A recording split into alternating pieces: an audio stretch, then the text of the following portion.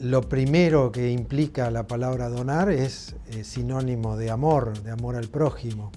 La donación es un acto solidario, voluntario, donde tiene que ver con lo que uno quiere y debe hacer con sus órganos luego de la muerte. Es un tema obviamente muy árido a veces de pensar. Uno no quiere imaginarse que la muerte le puede tocar, pero lamentablemente todos estamos condicionados bajo ese signo que nos da la vida. Vivimos y en algún momento fallecemos. El destino que le vamos a dar a esos órganos dependerá de la causa de muerte, que pueda uno donar los órganos para que otro que está en una situación de riesgo de vida pueda utilizar esos órganos para seguir viviendo. Por eso digo que es un gesto de amor hacia el otro y de profunda solidaridad. Los órganos son los cuerpos sólidos que tienen funciones. Los tejidos simplemente son la unión de células y que también cumplen funciones, pero generalmente son membranas que usamos para recubrir, como la córnea, la piel y otros tejidos como el óseo, que son los huesecillos del oído, o los huesos largos, que en un proceso de laboratorio, en el banco de hueso, hacen todo un proceso de liofilización y que se convierte ya ese hueso en polvo, en barritas, en tejido fraccionado en tipo células, placas. Bueno, eso lleva diferentes procesos de trabajo de laboratorio para poder almacenarlos y utilizarlos luego. En cambio, los órganos deben ser ablacionados, es decir, extraídos del paciente fallecido e implantados, colocados en el ser vivo que los va a necesitar en el mismo instante. Esa es una de las grandes diferencias también. Existen los donantes a punto de partida de los cadavéricos, que son las personas que tienen diagnóstico de muerte, y los donantes vivos que donan aquellos órganos que pueden ser pares, como por ejemplo de 2 riñones donar un riñón, eso es bastante común, o el donante de hígado que como tiene 2 lóbulos se dona un lóbulo, y eso es también bastante común en general de padre o madre a hijo, ¿no es cierto? Y en esa circunstancia, un paciente que está en insuficiencia hepática terminal o insuficiencia renal terminal tratándose con diálisis, pueden suspender ese tratamiento gracias al trasplante y seguir viviendo una vida absolutamente normal.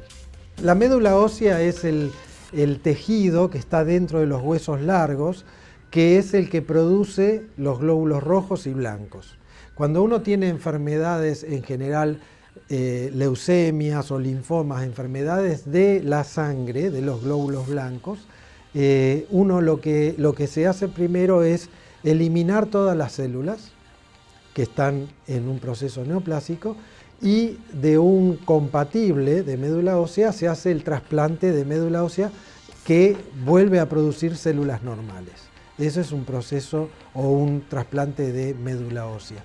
Pero requiere todo un paso previo de quimioterapia para anular toda la actividad propia de la médula ósea propia, y luego se implanta una médula ósea de un donante, que tiene que ser por supuesto compatible. En el momento del fallecimiento del potencial donante, uno hace todos los estudios necesarios para detectar qué enfermedades puede haber sobrellevado o llevado en ese momento, y cuáles son las que pueden contraindicar una donación. Es decir, si el paciente era portador de SIDA o era portador de otra enfermedad viral, como por ejemplo hepatitis B, hepatitis C, citomegalovirus, etcétera, etcétera, uno hace toda la serología en el momento del diagnóstico de muerte, y con la patología que va encontrando va determinando si es donante o no. Muchas veces preguntan si un paciente era diabético, si puede donar, si había tenido un cáncer, si puede donar.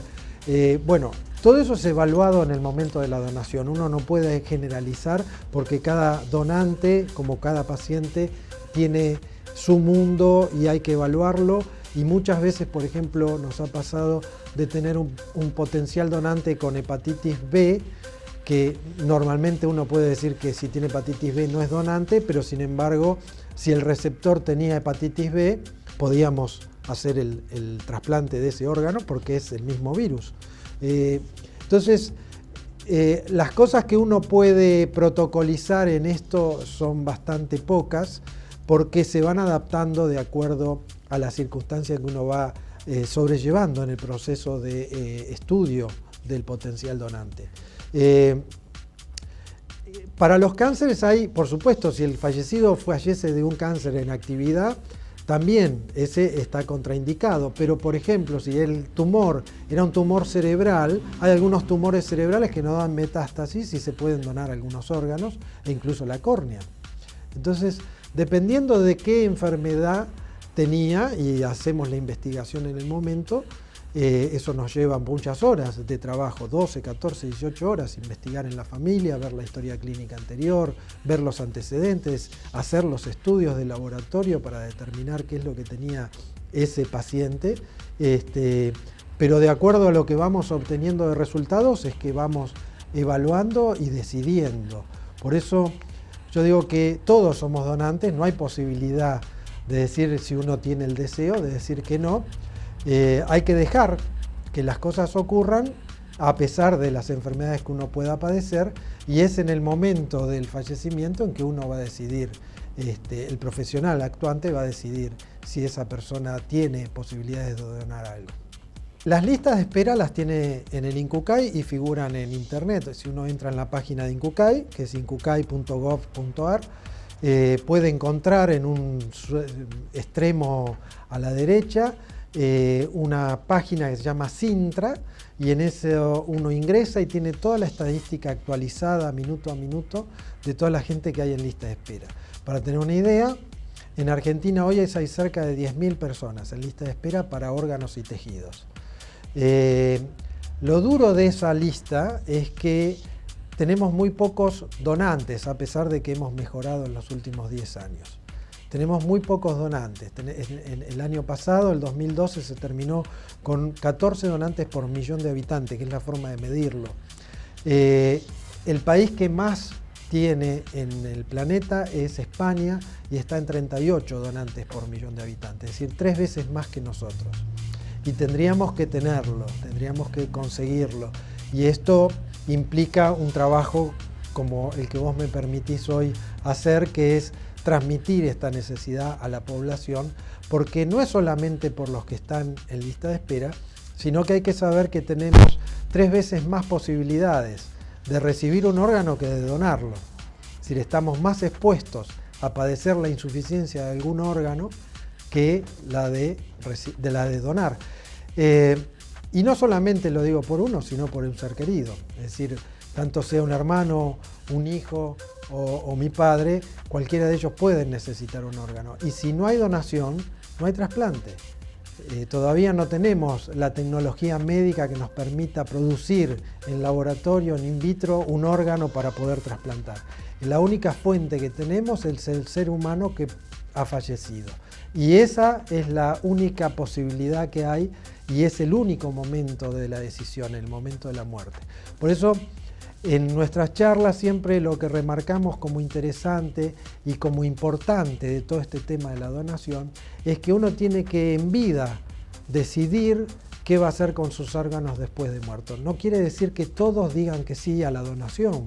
Cada uno puede decidir con sus órganos lo que quiere hacer, pero tiene que hacerlo en vida para que en el momento del fallecimiento no sea el familiar el que tenga que decidir, sino que el familiar respete la decisión que yo adopté en vida.